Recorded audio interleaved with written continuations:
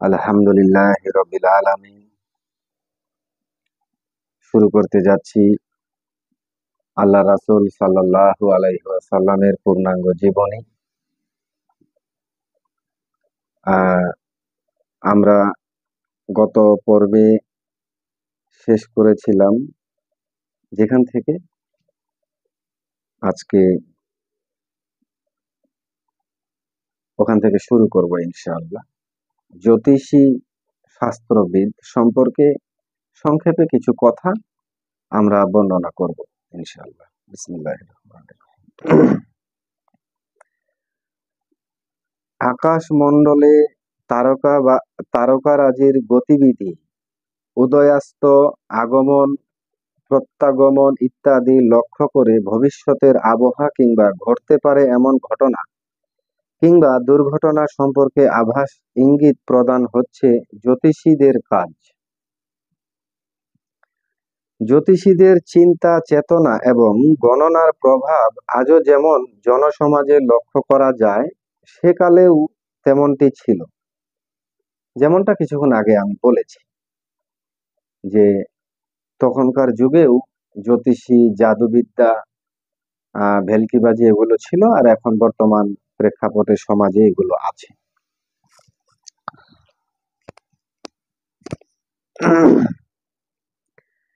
কিন্তু বিশেষ তফাৎ ছিল। তারকারাজির অবস্থা ও অবস্থান পর্যবেক্ষণ করে বৃষ্টি বাদলের পূর্বাভাস দেওয়া হলে তারা বিশ্বাস করতেন যে এ তারকাই তাদের বৃষ্টি বর্ষণ করেছে। তাদের মঙ্গলের মূলে রয়েছে এ তারকারা। এভাবে তারা জঘন্য শিরক করে বসতেন। আস্তাগফিরুল্লাহ। ওকে। তিয়ারাহ,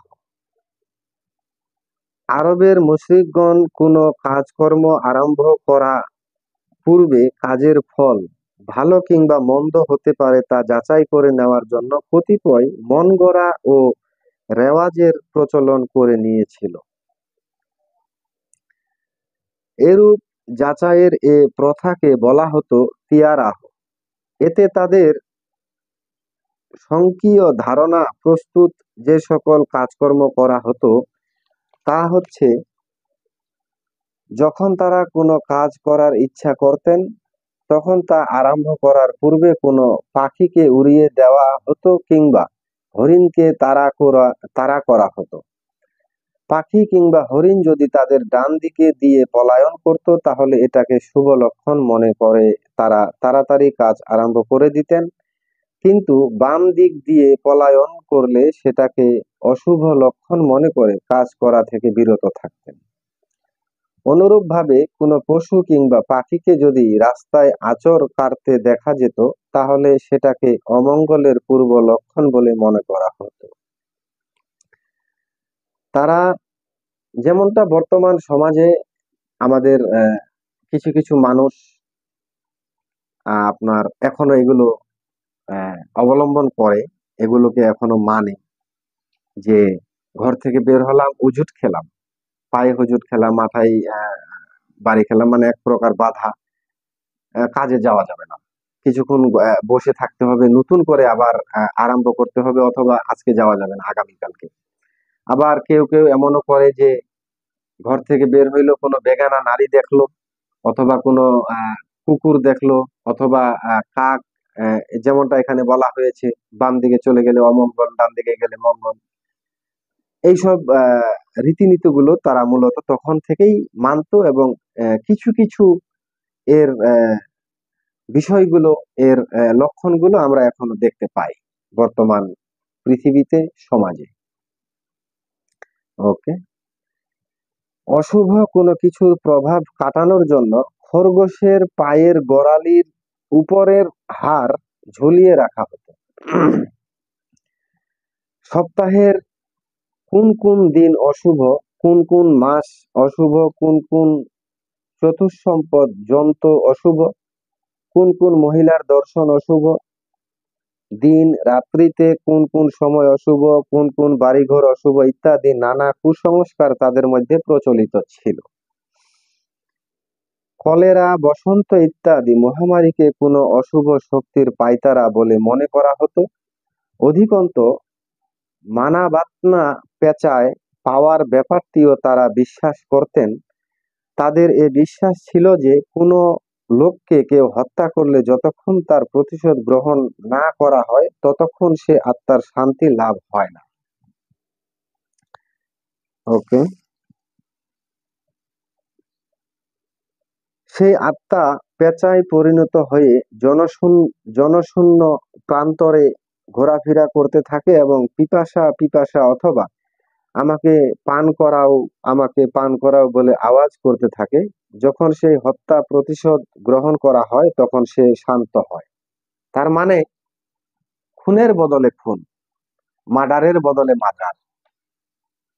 তো খুনের বদলে খুন, জীব হত্যার বদলে জীব হত্যা যদি না করা হতো তখনকার মানুষগুলো মনে করত যে যে মানুষটা মারা গিয়েছে, যে মানুষটাকে হত্যা করা হয়েছে, সেই মানুষটার আত্মা ঘুরে বেড়ায়, কষ্টে থাকে, শান্তি পায় না। সেটাকে শান্তি করার জন্য ওই মৃত ব্যক্তিকে যে মার্ডার করেছে তাকেও মার্ডার করতে হবে, তাকেও হত্যা করতে হবে, অথবা অন্য কোনো জীবের কথা বলা হয়েছে কিনা আমি বুঝতে পারছি না, আপনারা বুঝে নেবেন। তো এইগুলো রেওয়াজ, এই প্রচলিত যে বিষয়গুলো তখন ছিল, এখনো আমাদের সমাজে আহ, কিছু সংখ্যক হলেও দেখা যায়। ওকে, দিনে ইব্রাহিমিতে কুরাইশগণের বিদাত সংযোজন। দিনে ইব্রাহিমিতে কুরাইশদের সংযোজিত ও অনুসৃত বিদায়াত সমূহই ছিল জাহেলিয়াত আমলের আরববাসীদের ধর্ম বিশ্বাস ও ধর্মীয় আচার অনুষ্ঠানের মূল রূপ। ইব্রাহিম আলাইহিসসালাম পূর্ব পরবর্তিত সত্য ধর্মের কোন কোন আচার অনুষ্ঠানের কিছু কিছু অংশ, কোন আচার অনুষ্ঠানের কিছু কিছু অংশ তখনও অবশিষ্ট ছিল। অর্থাৎ ইব্রাহিম আলাইহিসসালাম পরবর্তিত দিনকে তারা সম্পূর্ণ রূপে ছেড়ে দেননি। ফলে বাইতুল্লাহর প্রতি তারা যথারীতি সম্মান প্রদর্শন এবং তাওয়াফ করতেন, ওমরা এবং হজ পালন করতেন, আরাফা এবং মুজদালিফায় অবস্থান করতেন এবং হাদির পশু কুরবানি করতেন। এরা মূলত মূর্তি পূজাও করত, এই খারাপ কাজগুলাও করত। ইব্রাহিম আলাইহিস সালামের যে দিন, উনি যে দিন নিয়ে এসেছিলেন সেই দিনটাকেও পালন করত, মানত। এবং বিশেষ করে একজন যে আল্লাহ আছে, এই আকাশ জমিনের মালিক, কাবার মালিক যে একজন আছে, এটা ওনারা বিশ্বাস করত। তার পাশাপাশি মূর্তি পূজা, বিভিন্ন অকারণ তারা করত। তারা মনে করত এইগুলোর মাধ্যমেই মূলত আমরা আল্লাহকে পাবো, আল্লাহর সান্নিধ্য, আল্লাহর যে রহমত আমরা পাবো। এগুলোকে যদি আমরা না মানি, এই মূর্তি পূজা যদি না করি, হয়তো আল্লাহ আমাদের উপর বেরাজ হয়ে যাবে। ওকে, সনাতন ইসলামের কিছু কিছু রীতিনীতি এবং আচার অনুষ্ঠানাদি পালন করলেও প্রকৃতপক্ষে ধর্ম বিশ্বাসের ক্ষেত্রে তারা এত বেশি শিরক বেদাতের সমাবেশ ছিলেন যে সত্য ধর্মের আচার অনুষ্ঠানগুলো সম্পূর্ণ অর্থহীন হয়ে পড়েছিল।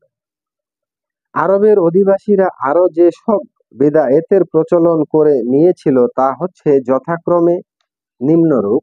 1 নম্বরে আছে, কুরাইশরা দাবি করতেন যে তারা হচ্ছেন ইব্রাহিম আলাইহিসসালামের বংশধর এবং তারাই হচ্ছেন হারাম শরীফের সংরক্ষক ও অভিভাবক এবং মক্কার প্রকৃত অধিবাসী।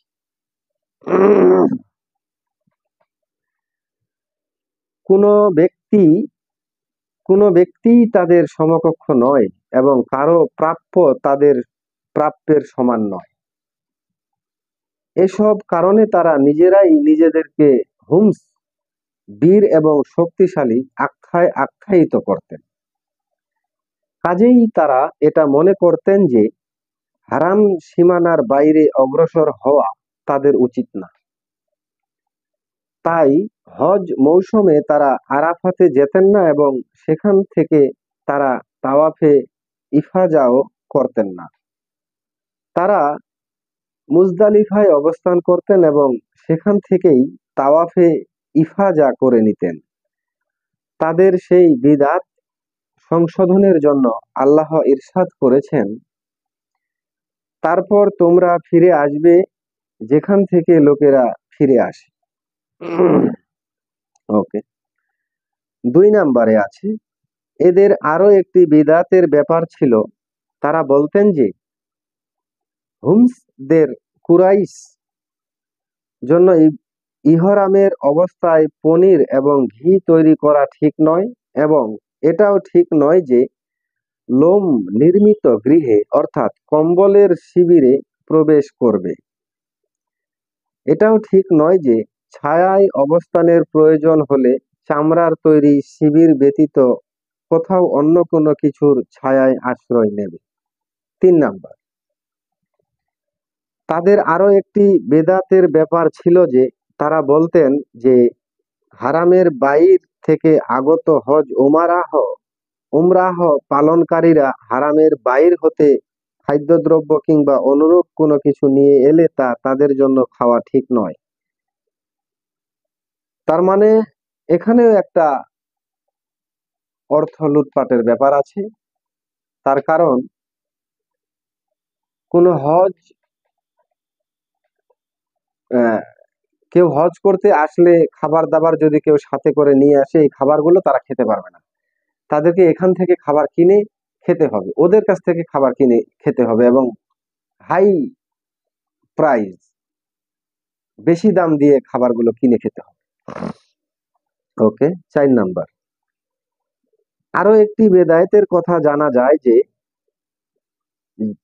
যায় এবং তা হচ্ছে তারা হারামের বাহিরের বাসিন্দাদের প্রতি নির্দেশ দিয়ে রেখেছিলেন যে হারামের মধ্যে প্রবেশ করার পর হুমস হতে সংগৃহীত বস্ত্র পরিধান করে তাদের প্রথম তাওয়াফ করতে হবে।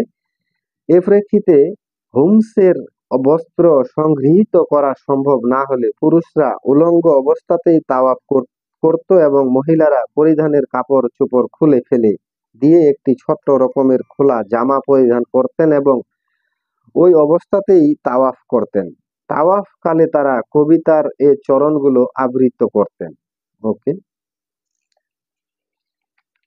বাহির থেকে যারা হজ করতে আসতো তারা যে জামা কাপড় পরে আসতো, তারা যে বস্ত্র পরিধান করে আসতো, সেগুলো দিয়ে হজ করা যাবে না, তাওয়াফ করা যাবে না।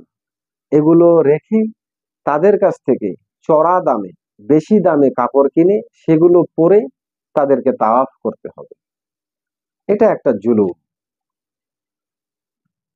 বর্তমান সমাজে আমরা এ ধরনের জুলুমের শিকার হচ্ছি, এটা আমরা সকলেই জানি। ওকে, অদ্য কিছু অথবা সম্পূর্ণ লজ্জাস্থান উলঙ্গ হয়ে যাবে, কিন্তু যা খুলে যায় আমি তা দেখা বৈধ বলে সাব্যস্ত করি না। এ সমস্ত অশ্লীলতা থেকে পরহেজ করে চলার জন্য আল্লাহ তাআলা ইরশাদ করেছেন। দেখেন তারা কি কবিতাটা পড়ে। তারা বলে যে এই কাপড়গুলো খোলার পরে যে উলঙ্গ হয়ে যায় এবং গোপনাঙ্গ দেখা যায়, আমরা তা দেখি না, এগুলো দেখা যাবে না, কিন্তু উলঙ্গ হইতে তারা বাধ্য করে। কি আশ্চর্য ঘটনা। ওকে, আল্লাহ তাআলা ইরশাদ করেছেন, হে আদম সন্তান, প্রত্যেক সালাতের সময় তোমরা সাজসজ্জা গ্রহণ করো।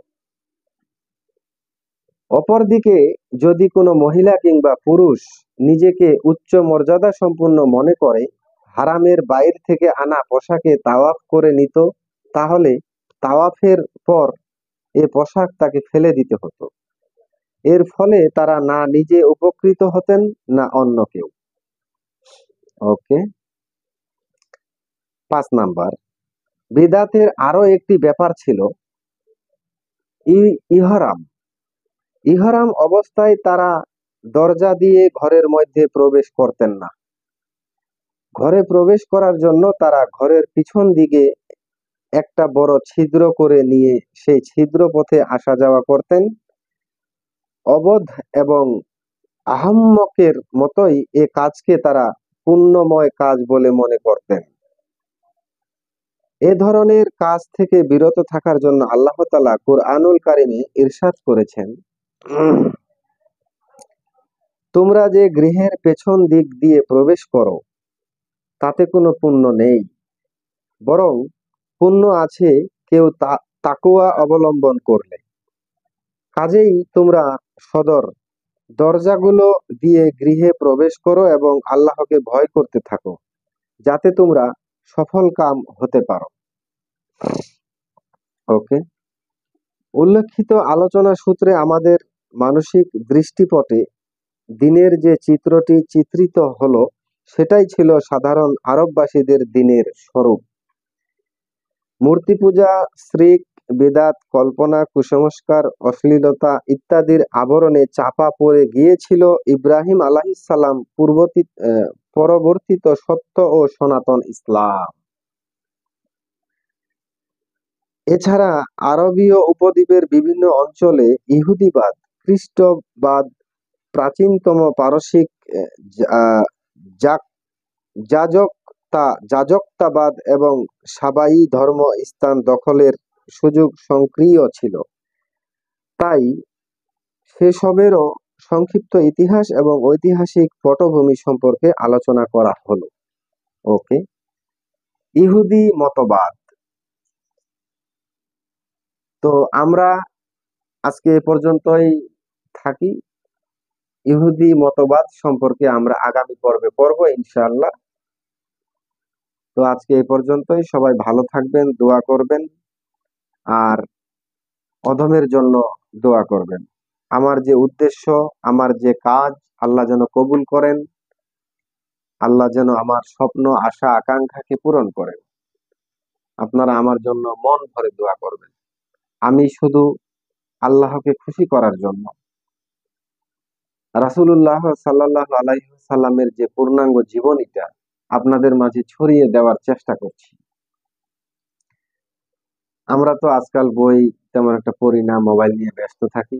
তো যার কারণে আমি এই ইউটিউব এবং ফেসবুক এই দুটা পদ্ধতি অবলম্বন করছি। আপনারা সবাই ভিডিওগুলো দেখবেন, শুনবেন, লাইক কমেন্ট করে ভালো মন্দ মতামত জানাবেন। আর যদি মনে করেন ভিডিওগুলো শেয়ার করা দরকার, আরেকজনকে জানানো দরকার, তাহলে শেয়ার করবেন।